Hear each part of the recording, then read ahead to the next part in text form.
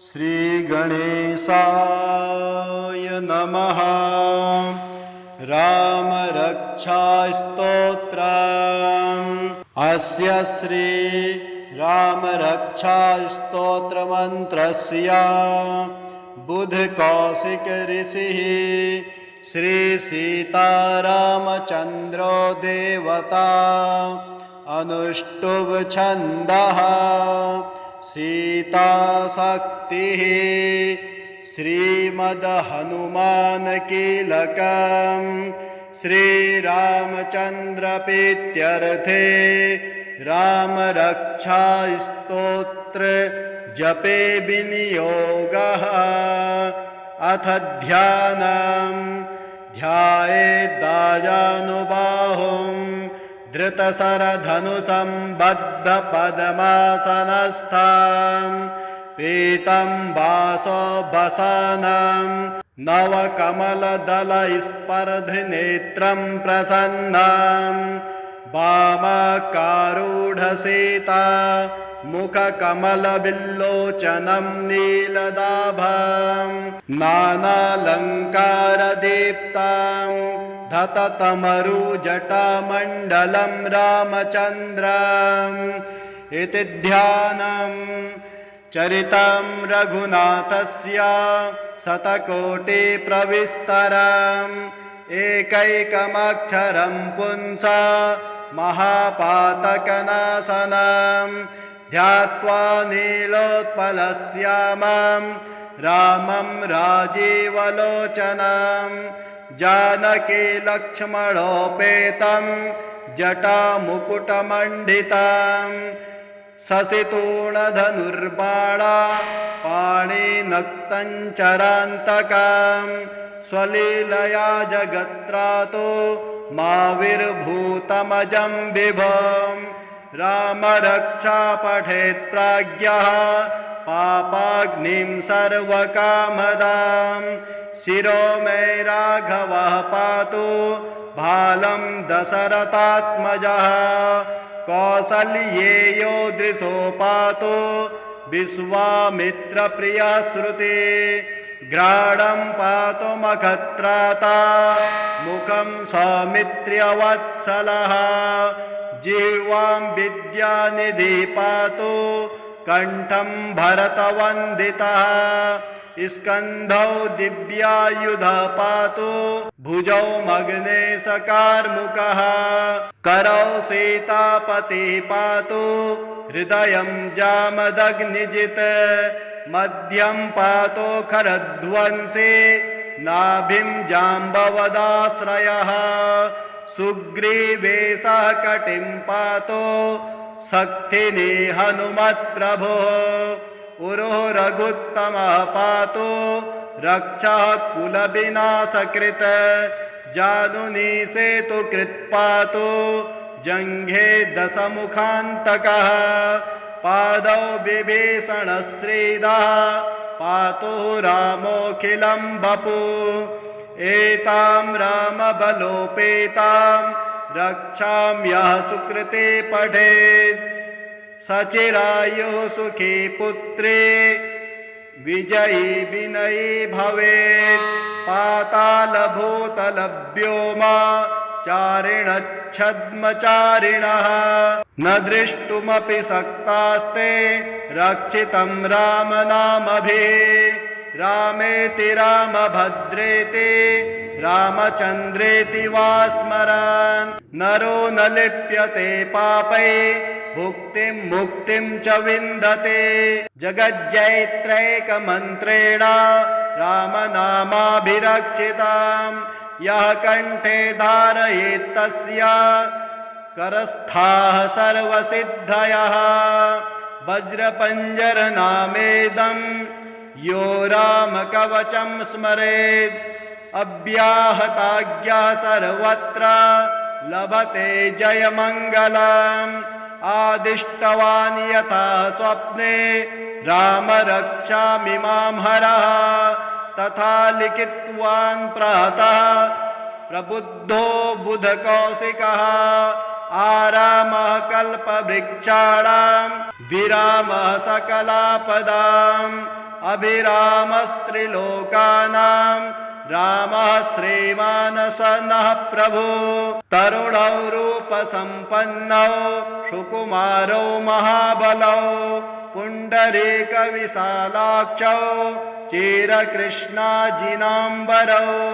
फलमूलासिनौ दान्तौ तापसौ ब्रह्मचारिणौ पुत्रौ दशरथस्यैतौ भ्रातरौ रामलक्ष्मणौ शरण्यौ सर्वसत्त्वानां श्रेष्ठौ सर्वधनुस्तमां रक्षाकुलनिहन्तारौ त्रायेतां यो रघुत्तमौ आतसञ्जनधनुषा विपुस्पृशा वक्षया शुगनिसङ्गसङ्गिनौ रक्षणाय मम रामलक्ष्मणावग्रतः पति सदैव गच्छताम् सन्निधा कवचे खड्गे चापबाणधरो युधा गच्छन् मनोरथोऽस्माकं रामः पातु सलक्ष्मणः रामो दशरथे शूरो लक्ष्मणानुचरो बले काकुत्स्था पुरुषः पूर्णा कौसल्येयो रघुत्तमः वेदान्तवेद्यो यज्ञेशः पुराणपुरुषोत्तमः जानकी वल्लभः श्रीमान् अप्रमेय पराक्रमः इत्येतानि जपत् नित्यं मद्भक्ता श्रद्धयान्वितः अश्वमेधादिकं पुण्यं सम्प्राप्नोति न संशयः रामं दुर्वादलश्यामं पद्माक्षं पीतवाससं स्तुवन्ति नामभिर्दिव्यै न ते संसारिणो नराः रामं लक्ष्मणं पूर्वजं रघुवरं सीतापतिं सुन्दरं काकुत्स्थं करुणार्णवं गुणनिधिं विप्रप्रियं धार्मिकं राजेन्द्रं सत्यसन्ध्यं दशरथतनयं श्यामलं शान्तमूर्तिं वन्दे लोकाभिरामं रघुकुलतिलकं राघवं रावणारिं रामाय रामभद्राय रामचन्द्राय वेधसे रघुनाथाय नाथाय सीतायाः पतये नमः श्रीराम राम रघुनन्दन राम राम श्रीराम राम भरताग्रज राम राम श्रीराम राम रणकर्कश राम राम श्रीराम राम शरणं भव राम राम श्रीरामचन्द्र चरणौ मनसा स्मरामि श्रीरामचन्द्र चरणौ वचसा गृह्णामि श्रीरामचन्द्र चरणौ शिरसा नमामि श्रीरामचन्द्र चरणौ शरणं प्रपद्ये माता रामो मत्पिता रामचन्द्रः स्वामी रामो मत्सखा रामचन्द्रः सर्वस्वं मे रामचन्द्रो दयालोर्नान्यं जाने नैव जाने न जाने दक्षिणे लक्ष्मणो यस्य वामे तो जनकात्मजा पुरतो मारुतोर्यस्य तं वन्दे रघुनन्दनं लोकाभिरामं रणरङ्गधीरं राजीवनेत्रं रघुवंशनाथं कारुण्यरूपं करुणाकरन्तं श्रीरामचन्द्रं शरणं प्रपद्ये मनोजवं मारुततुल्यवेगं जितेन्द्रियं बुद्धिमतां वरिष्ठं वातात्मजं वानरयोत्तमुख्यं श्रीरामदूतं शरणं प्रपद्ये कूजन्तं राम रामेति मधुरं मधुराक्षरम् आरुह्य कविताशाखां वन्दे वाल्मीकिकोकिलाम् आपदामपहर्तारं दातारं सर्वसम्पदां लोकाभिरामं श्रीरामं भूयो भूयो नमाम्यहम् भर्जनं भवबीजानां मर्जनं सुखसम्पदां तर्जनं यमदूतानां राम रामेति गर्जनां रामो राजमणिः सदा विजयते रामं रमेशं भजे रामेणाभिहता निशाचरचमो रामाय तस्मै नमः रामानास्ति परायणं परतरं रामस्य दास्योऽस्म्यहं रामे चित्तलया सदा भवतु मे भो राम मामुद्धर राम रामेति रामेति रमे रामे मनोरमे सहस्रनाम तत्तुल्यं राम नाम वरानने राम नाम वरानने। ॐ श्री गणेशाय नमः। श्री सीतारामचन्द्राभ्यां नमः। ॐ अस्य श्री पंचवक्त्र हनुमत हृदय स्तोत्र मंत्रस्य भगवान् श्रीरामचन्द्र ऋषिः अनुष्टुप् छन्दः श्री पंचवक्त्र हनुमान देवता। ॐ बीजं रुद्रमूर्तये इति शक्तिः स्वाहा कीलकं श्री पंचवक्त्र हनुमद्देवता प्रसाद सिद्ध्यर्थे जपे विनियोगः। ॐ हां आञ्जनी सुताय अंगुष्ठाभ्यां नमः। ॐ ह्रीं रुद्रमूर्तये तर्जनीभ्यां नमः। ॐ हुं वायुपुत्राय मध्यमाभ्यां नमः। ॐ हः अग्निगर्भाय अनामिकाभ्यां नमः। ॐ हौं रामदूताय कनिष्ठिकाभ्यां नमः। ॐ हः पंचवक्त्र हनुमते करतलकरपिष्टाभ्यां नमः। ॐ हां आञ्जनेयसुताय हृदयाय नमः। ॐ ह्रीं रुद्रमूर्तये शीर्षे स्वाहा। ॐ हुं वायुपुत्राय शिखायै वखट। ॐ हः अग्निगर्भाय कवचाय हुं। ॐ हौं रामदूताय नेत्राय वसट। ॐ हः पंचवक्त्र हनुमते अस्त्राय फट।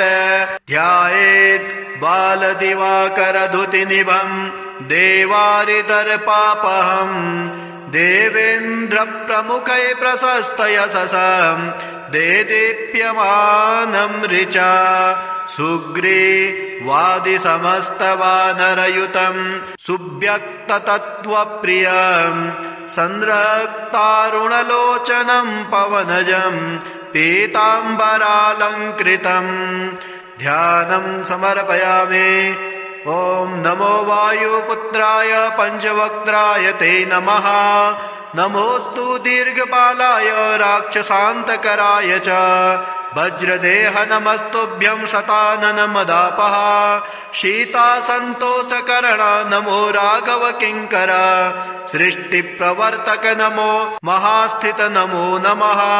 कलाकाष्ठास्वरूपाय माससंवत्सरात्मक नमस्ते ब्रह्मरूपाय शिवरूपाय ते नमः। नमो विष्णुस्वरूपाय सूर्यरूपाय ते नमः। नमो बन्धेस्वरूपाय नमो गगनचारिणे सर्वारम्भावनचरः अशोकवननाशक नमो कैलासनिलय मलयाचलसन्त्रय नमो रावणनाशाय इन्द्रजिद्वदकारिणे महादेवात्मक नमो नमो वायुतनूद्भव नमः सुग्रीव सचिव शीतासन्तोषकारण समुद्रोल्लङ्घन नमो सौमित्रे प्राणदायक महावीर नमस्तुभ्यं दीर्घबाहो नमो नमः। दीर्घबाल नमस्तुभ्यं वज्रदेह नमो नमः। छायाग्रहहर नमो वरसौम्य मुखे क्षण सर्वदेव सुरसंसेव्य मुनिसंघ नमस्कृतम् अर्जुनध्वज संवास कृष्णार्जुन सुपूजिता धर्मार्थ काम मोक्षाख्य पुरुषार्थ प्रवर्तक ब्रह्मास्त्र बंध भगवन् आहतासुरनायक भक्तकल्पमहाभुज भूतबेतालनाशक दुष्टग्रहहरानन्त वासुदेव नमोऽस्तुते श्रीरामकार्ये चतुर पार्वती गर्भसम्भव नमः पम्पावनचर ऋष्यमूककृतालय धान्यमाले सापहरा कालनेमिर्निवर्हण सुवर्चला प्राणनाथ रामचन्द्रपरायण नमो वर्गस्वरूपाय वर्णनीय गुणोदय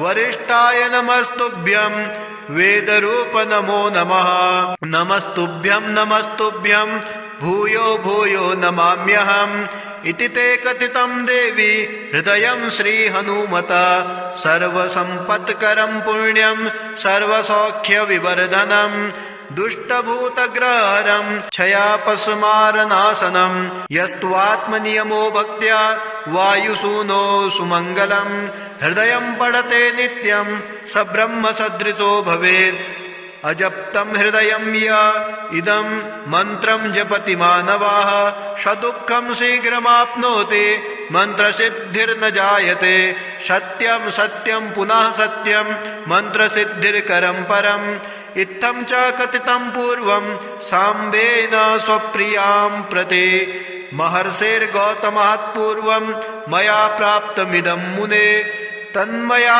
प्रहितं सर्व शिष्यवात्सल्यकारणात् आञ्जनेयमङ्गलश्लोकाः वैशाखे मासे कृष्णायां दशम्यां मन्दवासरे पूर्वाभाद्रप्रभूताय मङ्गलं श्रीहनुमते करुणारसपूर्णाय फलापूपप्रियाय च नानामणिक्यहाराय मङ्गलं श्रीहनुमते सुवर्चलाकलत्राय चतुर्भुजधराय च उष्ट्रारूढाय वीराय मङ्गलं श्रीहनुमते दिव्यमङ्गलदेहाय पीताम्बरधराय च तप्तकाञ्चनवर्णाय मङ्गलं श्रीहनुमते भक्तरक्षणशीलाय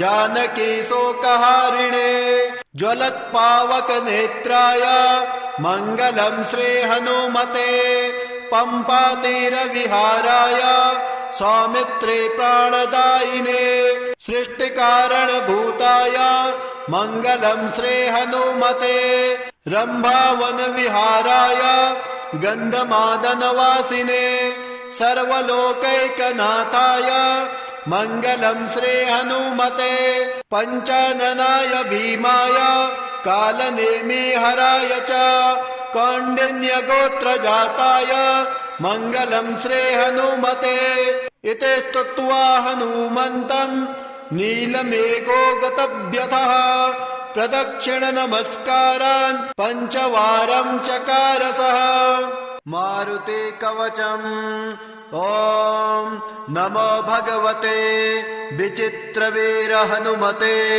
प्रलयकालानलप्रभा प्रज्वलनाय प्रतापवज्रदेहाय आञ्जनागर्भसम्भूताय प्रकटविक्रमवीरदैत्यदानवयक्षरक्षोगण ग्रहबन्धनाय भूतग्रहबन्धनाय प्रेतग्रहबन्धनाय पिशाचानग्रहबन्धनाय साकिनी डाकिनी ग्रहबन्धनाय काकिनी कामिनी ग्रहबन्धनाय ब्रह्मग्रहबन्धनाय ब्रह्मराक्षसग्रहबन्धनाय चौरग्रहबन्धनाय मारीग्रहबन्धनाय एहि एहि आगच्छ आगच्छ आवेशय आवेशय मम हृदये प्रवेशय प्रवेशय स्फुर स्फुर प्रस्फुर प्रस्फुर सत्यं कथ्यं व्याघ्रमुखबन्धन सर्पमुखबन्धन राजमुखबन्धन नारीमुखबन्धन सभामुखबन्धन शत्रुमुखबन्धन सर्वमुखबन्धन लङ्का प्रसाद भञ्जन अमुकमय वसमानय क्लीं क्लीं क्लीं ह्रीं श्रीं श्रीं राजानं वशमानय श्रीं ह्रीं क्लीं स्त्रिय आकर्षय आकर्षय शत्रुन मर्दय मर्दय मारय मारय चूर्णय चूर्णय खेके श्रीरामचन्द्राज्ञया मम कार्यसिद्ध्यर्थं कुरु कुरु ॐ ह्रां ह्रीं ह्रूं हः हौं हः फट् स्वाहा विचित्रवीर हनुमन् मम सर्वशत्रुन् भस्मीं कुरु कुरु हन हन हुं फट् स्वाहा। ॐ श्रीगणेशाय नमः। रामरक्षास्तोत्रम् अस्य श्री रामरक्षास्तोत्रमन्त्रस्य बुधकौशिक ऋषिः श्री सीतारामचन्द्रो देवता अनुष्टुभ छन्दः सीताशक्तिः श्रीमद् हनुमान कीलकम् श्रीरामचन्द्र प्रीत्यर्थे रामरक्षा स्तोत्र जपे विनियोगः। अथ ध्यानम् ध्यायेद्दाजानुबाहुं धृतशरधनुषं बद्धपद्मासनस्थं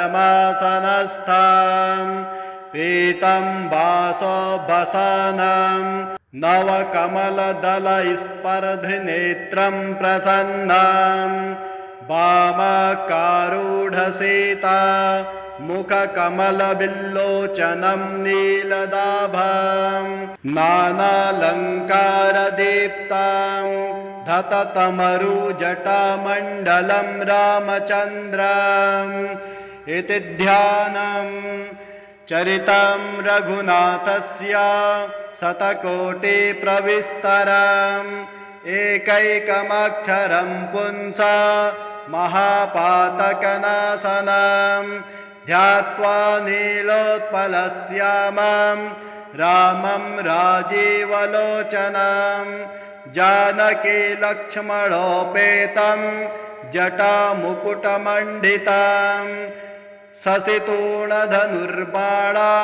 पाणिनक्तञ्चरान्तकं स्वलीलया जगत्रातो माविर्भूतमजं विभुं रामरक्षा पठेत् प्राज्ञः पापाग्निं सर्वकामदां शिरो मे राघवः पातु भालं दशरथात्मजः कौसल्येयो दृशो पातु विश्वामित्रप्रिया श्रुति घ्राणं पातु मखत्राता मुखं सौमित्र्यवत्सलः जिह्वां विद्यानिधि पातु कंठं भरतवन्दितः स्कन्धौ दिव्यायुधः पातु भुजौ मग्नेशकार्मुकः करौ सीतापतिः पातु हृदयं जामदग्निजित् मध्यं पातु खरध्वंसी नाभिं जाम्बवदाश्रयः सुग्रीवेशः कटिं पातु शक्तिनी हनुमत्प्रभुः उरुः रघुत्तमः पातु रक्षः कुलविनाशकृत् जानुनी सेतुकृत् पातु जङ्घे दशमुखान्तकः पादौ विभीषणश्रीदः पातु रामोऽखिलं वपुः एतां रामबलोपेतां रक्षाम्यः सुकृते पठेत् सचिरायुः सुखी पुत्री विजयी विनयी भवेत् पातालभूतलव्योमा चारिणच्छद्मचारिणः न दृष्टुमपि शक्तास्ते रक्षितं रामनामभिः रामेति रामभद्रेति रामचन्द्रेति वा स्मरन् नरो न लिप्यते पापै भुक्तिं मुक्तिं च विन्दते जगज्जैत्रैकमन्त्रेण रामनामाभिरक्षितां यः कण्ठे धारयेत् तस्य करस्थाः सर्वसिद्धयः वज्रपञ्जरनामेदं यो रामकवचं स्मरेत् अव्याहताज्ञः सर्वत्र लभते जयमङ्गलम् आदिष्टवान् यथा स्वप्ने राम रक्षामि मां हरः तथा लिखितवान् प्रातः प्रबुद्धो बुधकौशिकः आरामः कल्पवृक्षाणां विरामः सकलापदाम् अभिरामस्त्रिलोकानां रामः श्रीमानस नः प्रभु तरुणौ रूपसम्पन्नौ सुकुमारौ महाबलौ पुण्डरीकविशालाक्षौ चिरकृष्णाजिनाम्बरौ फलमूलासिनौ दान्तौ तापसौ ब्रह्मचारिणौ पुत्रौ दशरथस्यैतौ भ्रातरौ रामलक्ष्मणौ शरण्यौ सर्वसत्त्वानां श्रेष्ठौ सर्वधनुस्तमां रक्षाकुलनिहन्तारौ त्रायेतां यो रघुत्तमौ आतसञ्जनधनुषा विपुस्पृशा वक्षया शुगनिसङ्गसङ्गिनौ रक्षणाय मम रामलक्ष्मणाग्वग्रतः पति सदैव गच्छताम् सन्निधा कवचे खड्गे चापबाणधरो युधा गच्छन् मनोरथोऽस्माकं रामः पातु सलक्ष्मणः रामो दशरथे सूरो लक्ष्मणानुचरो बले काकुत्स्थः पुरुषः पूर्णः कौसल्येयो रघुत्तमः वेदान्तवेद्यो यज्ञेशः पुराणपुरुषोत्तमः जानकी वल्लभः श्रीमान् अप्रमेयपराक्रमः इत्येतानि जपत् नित्यं मद्भक्तः श्रद्धयान्वितः अश्वमेधादिकं पुण्यं सम्प्राप्नोति न संशयः रामं दुर्वादलश्यामं पद्माक्षं पीतवाससं स्तुवन्ति नामभिर्दिव्यै न ते संसारिणो नराः रामं लक्ष्मणं पूर्वजं रघुवरं सीतापतिं सुन्दरं काकुत्स्थं करुणार्णवं गुणनिधिं विप्रप्रियं धार्मिकं राजेन्द्रं सत्यसन्ध्यं दशरथतनयं श्यामलं शान्तमूर्तिं वन्दे लोकाभिरामं रघुकुलतिलकं राघवं रावणारिं रामाय रामभद्राय रामचन्द्राय वेधसे रघुनाथाय नाथाय सीतायाः पतये नमः श्रीराम राम रघुनन्दन राम राम श्रीराम राम भरताग्रज राम राम श्रीराम राम रणकर्कश राम राम श्रीराम राम शरणं भव राम राम श्रीरामचन्द्र चरणौ मनसा स्मरामि श्रीरामचन्द्र चरणौ वचसा गृह्णामि श्रीरामचन्द्र चरणौ शिरसा नमामि श्रीरामचन्द्र चरणौ शरणं प्रपद्ये माता रामो मत्पिता रामचन्द्रः स्वामी रामो मत्सखा रामचन्द्रः सर्वस्वं मे रामचन्द्रो दयालोर्नान्यं जाने नैव जाने न जाने दक्षिणे लक्ष्मणो यस्य वामे तु जनकात्मजा पुरतो मारुतोर्यस्य तं वन्दे रघुनन्दनं लोकाभिरामं रणरङ्गधीरं राजीवनेत्रं रघुवंशनाथं कारुण्यरूपं करुणाकरन्तं श्रीरामचन्द्रं शरणं प्रपद्ये मनोजवं मारुततुल्यवेगं जितेन्द्रियं बुद्धिमतां वरिष्ठं वातात्मजं वानरयोत्तमुख्यं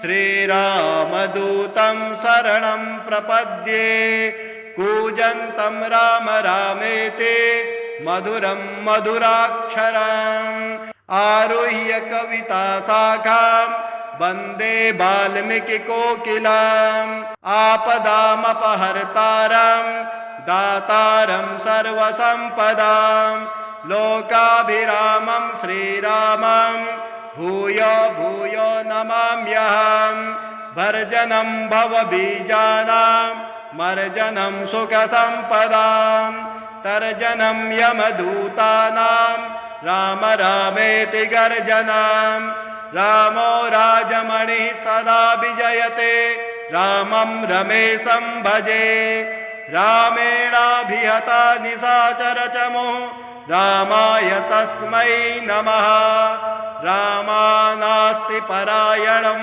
परतरं रामस्य दास्योऽस्म्यहं रामे चित्तलया सदा भवतु मे भो राम मामुद्धर राम रामेति रामेति रमे रामे मनोरमे सहस्रनाम तत्तुल्यं राम नाम वरानने राम नाम वरानने। ॐ श्री गणेशाय नमः। श्री सीतारामचन्द्राभ्यां नमः। ॐ अस्य श्री पंचवक्त्र हनुमत हृदय स्तोत्र मंत्रस्य भगवान् श्रीरामचन्द्र ऋषिः अनुष्टुप् छन्दः श्री पंचवक्त्र हनुमान देवता। ॐ बीजं रुद्रमूर्तये इति शक्तिः स्वाहा कीलकं श्री पंचवक्त्र हनुमद्देवता प्रसाद सिद्ध्यर्थे जपे विनियोगः। ॐ हां आंजनी सुताय अंगुष्ठाभ्यां नमः। ॐ ह्रीं रुद्रमूर्तये तर्जनीभ्यां नमः। ॐ हुं वायुपुत्राय मध्यमाभ्यां नमः। ॐ हः अग्निगर्भाय अनामिकाभ्यां नमः। ॐ हौं रामदूताय कनिष्ठिकाभ्यां नमः। ॐ हः पंचवक्त्र हनुमते करतलकरविष्टाभ्यां नमः। ॐ हां आंजनेयसुताय हृदयाय नमः। ॐ ह्रीं रुद्रमूर्तये शीर्षे स्वाहा। ॐ हुं वायुपुत्राय शिखायै वखट। ॐ हः अग्निगर्भाय कवचाय हुं। ॐ हौं रामदूताय नेत्राय वसट। ॐ हः पंचवक्त्र हनुमते अस्त्राय फट। ध्यायेत् बालदिवाकरधुतिनिभं देवारितर्पापहं देवेन्द्रप्रमुखै प्रशस्तयशसं देदीप्यमानं ऋचा सुग्रीवादिसमस्तवानरयुतं सुव्यक्ततत्त्वप्रियं संरक्तारुणलोचनं पवनजं पीताम्बरालङ्कृतं ध्यानं समर्पयामि। ॐ नमो वायुपुत्राय पंचवक्त्राय ते नमः। नमोस्तु दीर्घपालाय राक्षसान्तकराय च वज्रदेह नमस्तुभ्यं शताननमदापः। शीतासन्तोषकरण नमो राघव किङ्कर। सृष्टिप्रवर्तक नमो महास्थित नमो नमः। कलाकाष्ठास्वरूपाय माससंवत्सरात्मक नमस्ते ब्रह्मरूपाय शिवरूपाय ते नमः। नमो विष्णुस्वरूपाय सूर्यरूपाय ते नमः। नमो बन्धुस्वरूपाय नमो गगनचारिणे सर्वारंभावनचरः अशोकवननाशक नमो कैलासनिलय मलयाचलसंश्रय नमो रावणनाशाय इन्द्रजिद्वधकारिणे महादेवात्मक नमो नमो वायुतनूद्भव नमः सुग्रीव सचिव शीतासन्तोषकारण समुद्रोल्लङ्घन नमो सौमित्रे प्राणदायक महावीर नमस्तुभ्यं दीर्घबाहो नमो नमः दीर्घबाल नमस्तुभ्यं वज्रदेह नमो नमः छायाग्रहहर नमो वरसौम्य मुखे क्षण सर्वदेव सुरसंसेव्य मुनिसंघ नमस्कृतम् अर्जुनध्वज संवास कृष्णार्जुन सुपूजिता धर्मार्थ काम मोक्षाख्य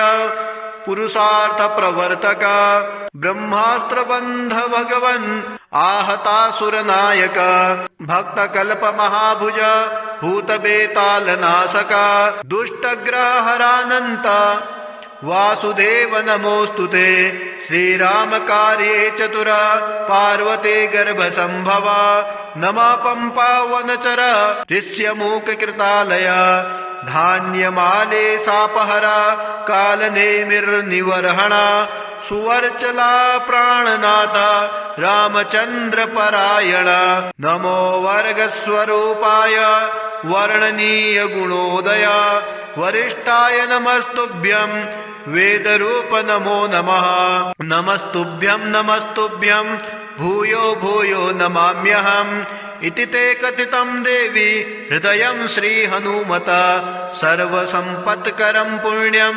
सर्वसौख्यविवर्धनं दुष्टभूतग्रहरं क्षयापस्मारनाशनं यस्त्वात्मनियमो भक्त्या वायुसूनो सुमङ्गलं हृदयं पठते नित्यं स ब्रह्मसदृशो भवेत् अजप्तं हृदयं य इदं मन्त्रं जपति मानवाः सदुःखं शीघ्रमाप्नोति मन्त्रसिद्धिर्न जायते सत्यं सत्यं पुनः सत्यं मन्त्रसिद्धिर्करं परम् इत्थं च कथितं पूर्वं साम्बेन स्वप्रियां प्रति महर्षिर्गौतमात् पूर्वं मया प्राप्तमिदं मुने तन्मया प्रहितं सर्व शिष्यवात्सल्य कारणात् आञ्जनेय मंगल श्लोकाः वैशाखे मासि कृष्णायां दशम्यां मन्दवासरे पूर्वाभाद्रप्रभूताय